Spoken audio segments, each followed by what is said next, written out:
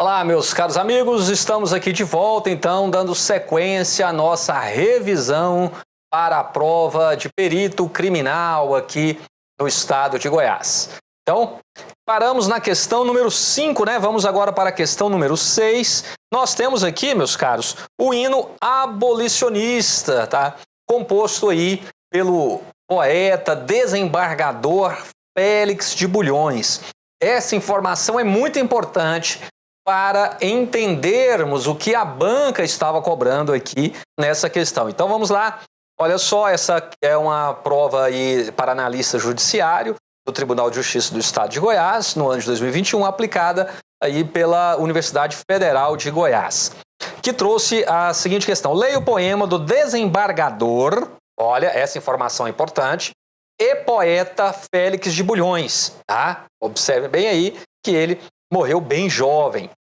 Hino abolicionista, né? No formoso horizonte goiano, retocado de cores gentis, o cruel privilégio inumano terminou, já não há mais serviço.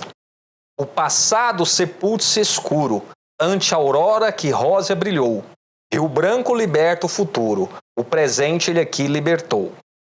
Bom, temos aqui então, né, esse trecho aí do hino abolicionista, composto por Antônio Félix de Bulhões, lembre-se disso, desembargador. Olha que legal a questão.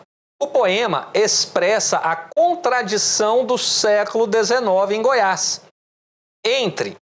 Expressa a contradição do século XIX em Goiás entre, vamos lá, a luta contra a escravidão e o liberalismo goiano.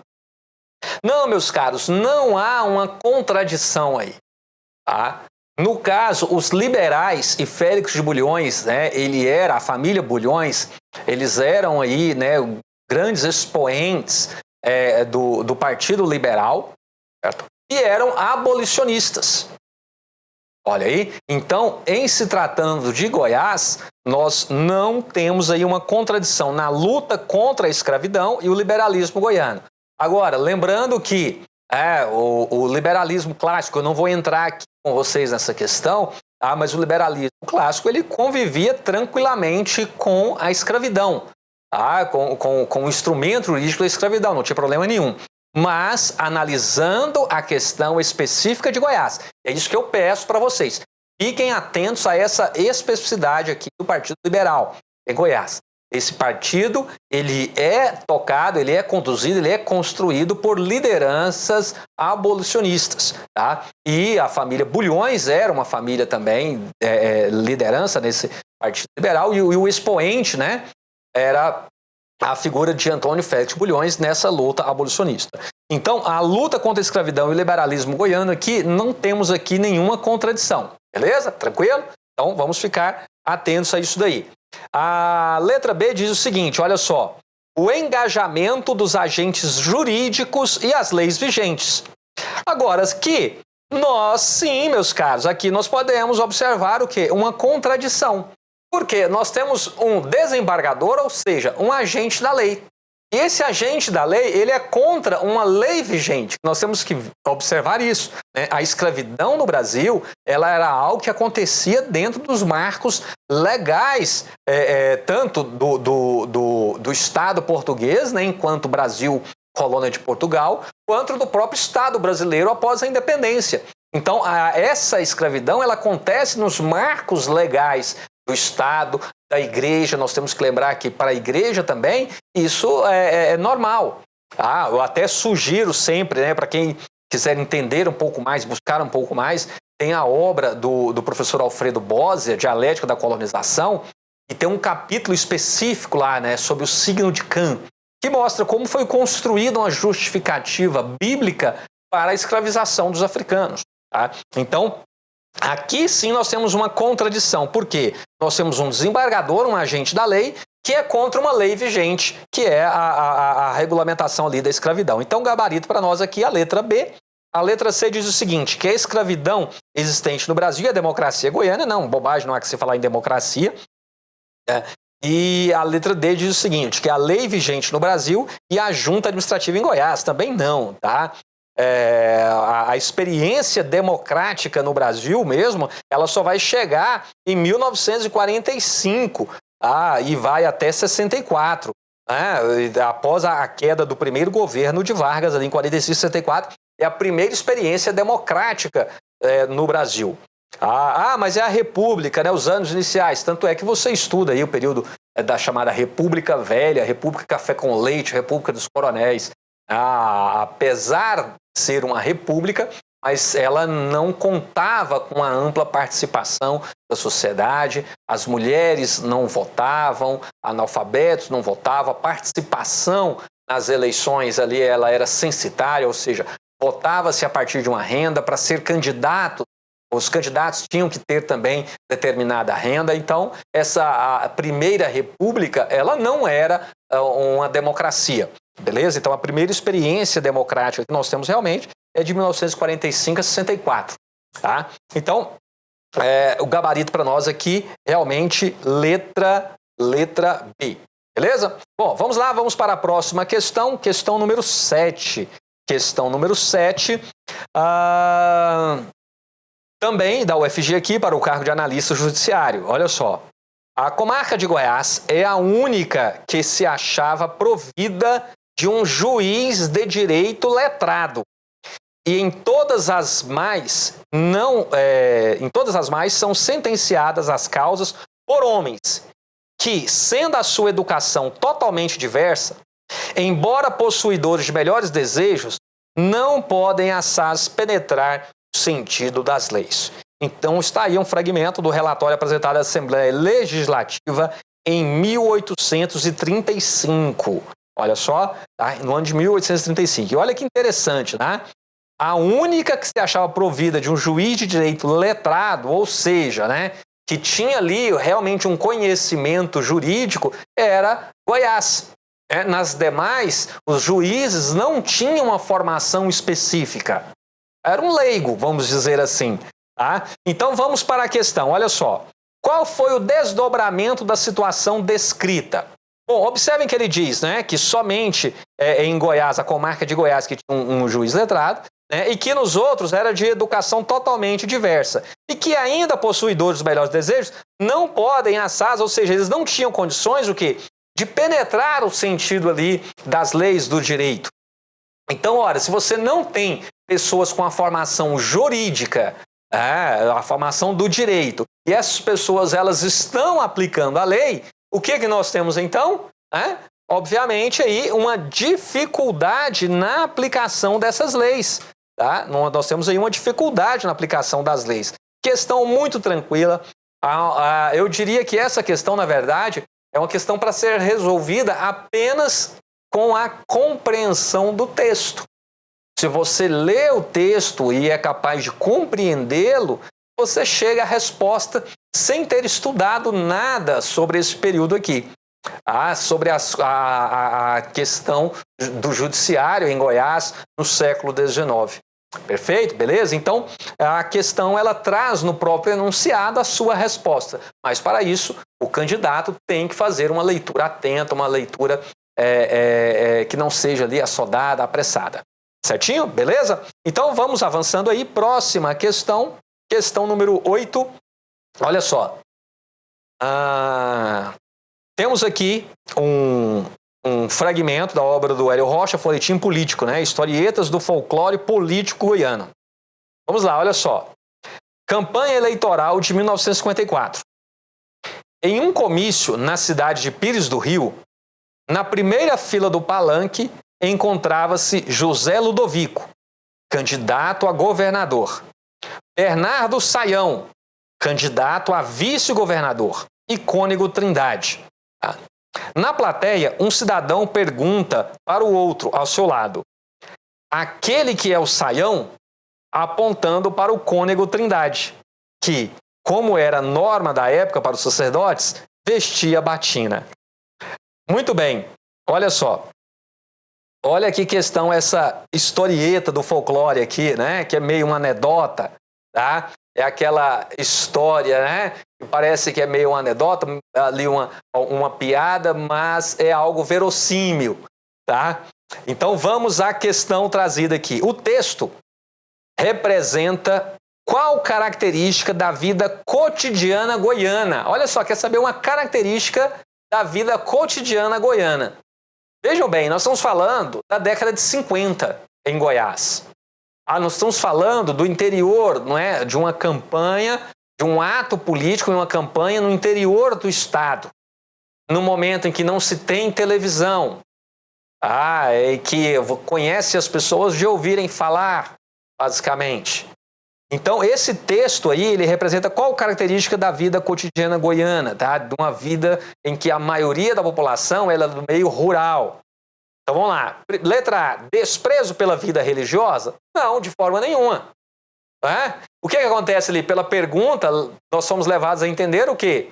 Que o cidadão, ao ver o cônego Trindade, por estar de batina, né? Pensou que aquele ali é o Bernardo Sayão. Ouvia-se falar do Bernardo Sayão. E por que ouvia-se falar do Bernardo Sayão? Nós temos que lembrar.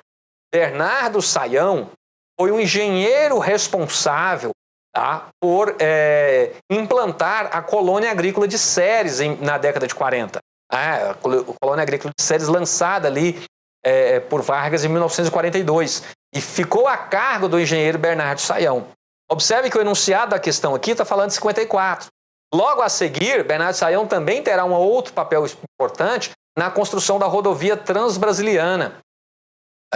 Ele também participa do governo de Juscelino Kubitschek e foi o engenheiro responsável. Ele que morreu durante as obras da rodovia Transbrasiliana, em que uma árvore caiu sobre o seu acampamento, o atingiu, e ele acabou não resistindo aí aos ferimentos e indo a óbito. Certo? Então, vamos lá. A letra B nos diz comprometimento do laicato. Não tem nada a ver com isso. Tá? Comprometimento do laicato. Não, está mostrando justamente o quê? Uma participação ativa da igreja nas questões políticas. Certo?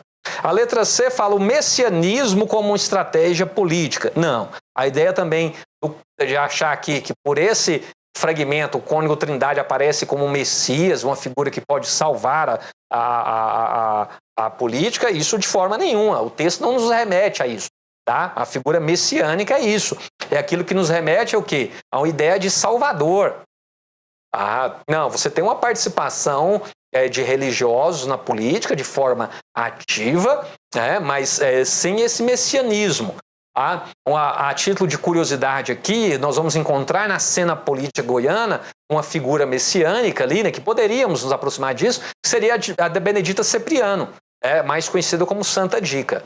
Mas não a do cônego Trindade ou do Padre Pelágio, tá? Outras figuras importantes aí da cena religiosa goiana. Então, nós temos aqui como gabarito o quê?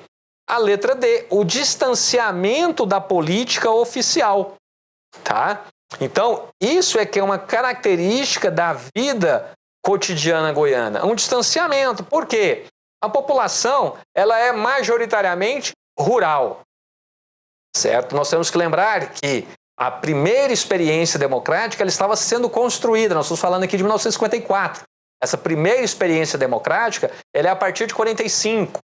Lembre-se que até a década de 30, mulheres não votavam. É só na Constituinte de 34 que é recepcionado ali o voto feminino. Então você tem aí uma primeira experiência democrática, mas ela é o quê? De baixa densidade, né? Em termos de participação da população nessas atividades. Beleza? Então, a característica da vida cotidiana aqui é o distanciamento da política oficial. O gabarito para nós aqui, letra D. Beleza? Vamos avançando aqui. Próxima questão, olha só.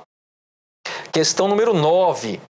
Na última onda de expansão canavieira verificada em Goiás,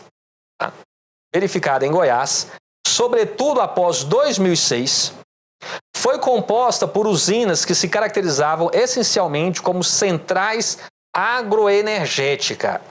Está falando aí após 2006, centrais agroenergéticas.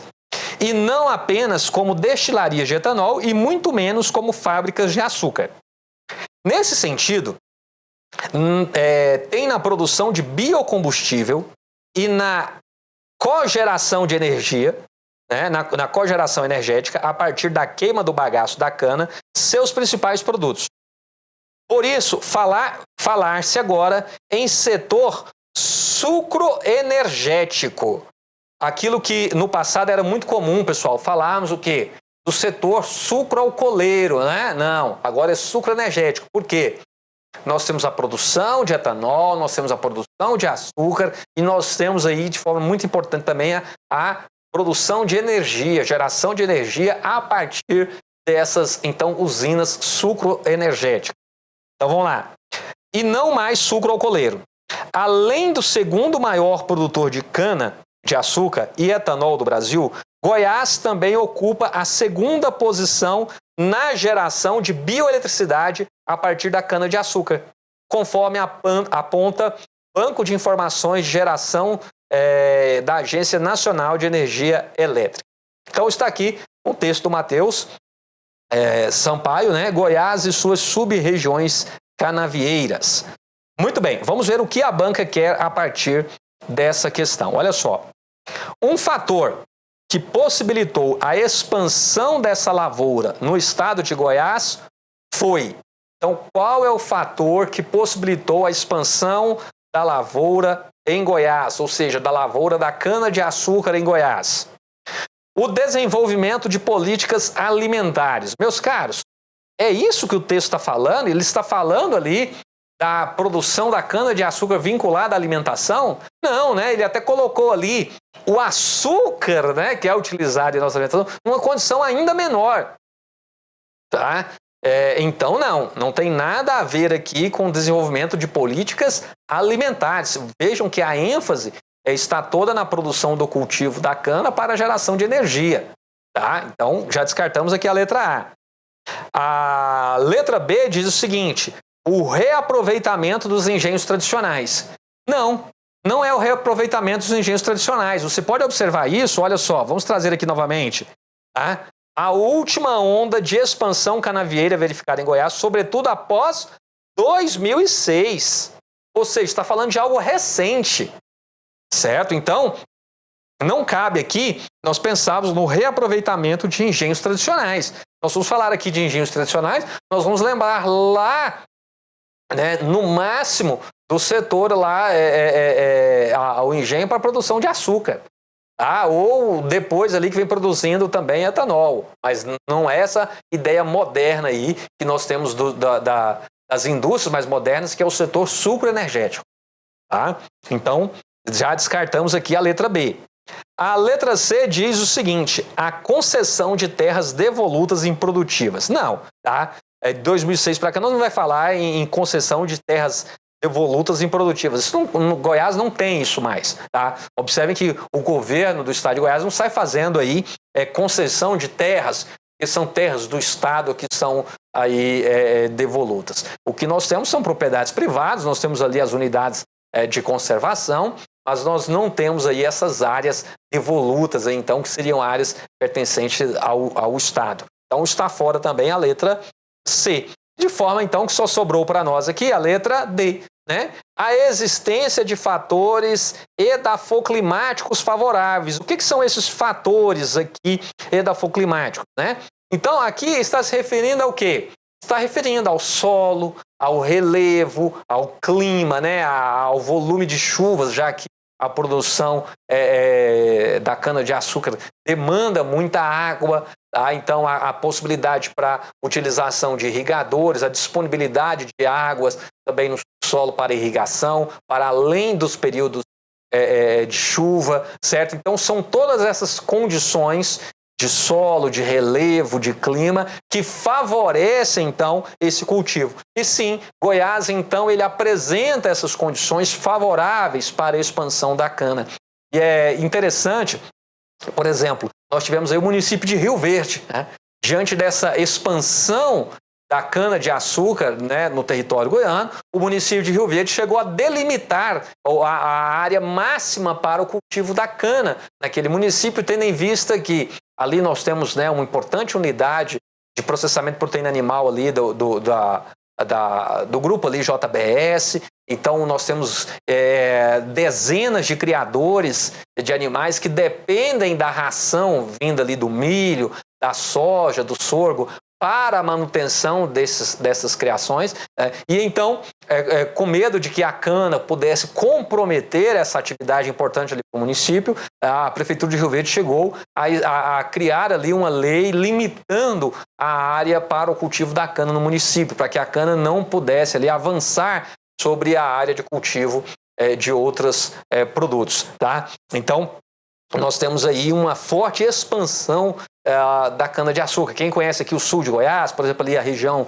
Goiatuba, Morrinhos, né? Toda aquela região, como a cana-de-açúcar, ela avançou também por essas regiões. Sudoeste goiano, Jataí, Mineiros, tá? O Rio Verde, como eu citei, Santa Helena. Então, toda essa região, o cultivo da cana, ele se expandiu muito nos últimos anos e continua avançando aí sobre outras culturas, beleza? Então, gabarito para nós aqui, realmente letra D. Gabarito aí, letra D, certo? Vamos lá, questão número 10. Questão número 10, deixa eu só tomar uma água. No caso específico do Calunga, a apropriação de seu patrimônio pelo turismo é uma decisão estratégica, vinculada a um processo socioeconômico mundial, que é a turistização. O turismo, enquanto se integra profundamente na economia local, convertendo-se na principal atividade econômica, potencializa e revaloriza o patrimônio cultural espetacularizado para tal propósito. Conceber o turismo como elemento para o etnodesenvolvimento deveria contemplar a dimensão social como fundamental. Todavia, se os grupos sociais não são vistos na totalidade, esgarçam-se as relações sociais, quando os interesses financeiros predominam e notam-se exclusões e inclusões sociais. Então está aqui um fragmento, né, do texto da Maria Geralda Almeida, Território Quilombola, Etnodesenvolvimento e Turismo no Nordeste de Goiás. Tá? Bom, caríssimos, prestem atenção aqui. A questão está se referindo ao território Calunga, tá? Em termos territoriais aí, a maior comunidade quilombola do país, tá? Regularizada, reconhecida ali, certo? Então está falando aqui da apropriação desse patrimônio pelo turismo. Tá? Nós estamos falando então do patrimônio cultural que é transformado em um produto então cultural. Tá? Esse patrimônio cultural é transformado em um produto e isso então é vendido, né, para os turistas. Né? Então você tem aí essa transformação. E há uma crítica aqui, então, ao final, que ele fala aqui da forma como isso é conduzido, né? Esses interesses financeiros predominam e aí você tem exclusões e inclusões nesse processo. Então vamos ver. No caso exposto do texto, a crítica volta-se para as dificuldades em viabilizar um turismo que fomente o quê? Olha só, qual é a dificuldade que está exposta pelo texto? Tá? Pelo que está exposto no texto. Observe bem isso. Ela está falando, prática contemplativa? Não, né? Esse turismo, ele favorece essa prática, o quê? Também essa dimensão contemplativa da natureza. Tá? Critica a volta para as dificuldades. Tá. Não, então a letra A não pode ser. A letra B diz o seguinte, a conservação ambiental? Não. Também, né, no caso aí, não é uma dificuldade. Você tem a conservação ambiental. Tá? Esse turismo, ele, de certa forma, ele também favorece a todo um trabalho de conscientização ambiental, né, dos frequentadores e tal, o controle para que possam acessar determinadas áreas de conservação, limitando ali o número de pessoas. Há todo um trabalho também de educação ambiental feito por parte dessas comunidades que recebem os turistas. Então a letra B também não pode ser. A letra C fala da ação empreendedora. Não, nós temos aí também, né? Não tem dificuldade em viabilizar um turismo que fomente a ação empreendedora, não. Tem aí Então você tem ali inúmeras pessoas ali da própria comunidade que se tornam então guias, que constroem ali os meios para receber a infraestrutura, para receber esses turistas e tal, e de alguma forma eles estão empreendendo. Mas a crítica, ela se volta ao quê? Né? A dificuldade aí para viabilizar um turismo que fortaleça a comunidade. Tá? Que é isso que diz aqui ao finalzinho, olha só, preste atenção. Todavia, se os grupos sociais não são vistos na totalidade, esgarçam-se as relações sociais, quando os interesses financeiros predominam e notam-se exclusões e inclusões sociais. Então, há aqui uma crítica a esse processo que privilegia determinados grupos em detrimento de outros. Então, se não é algo que abarca a totalidade, o conjunto dessa população, aí nós temos um problema. Então, a crítica volta-se para as dificuldades em viabilizar um turismo que fomente o fortalecimento comunitário. E aí, se você tem um turismo em que uns ganham e outros não, uns ganham muito mais do que o restante do grupo, você vai criando aí distinções.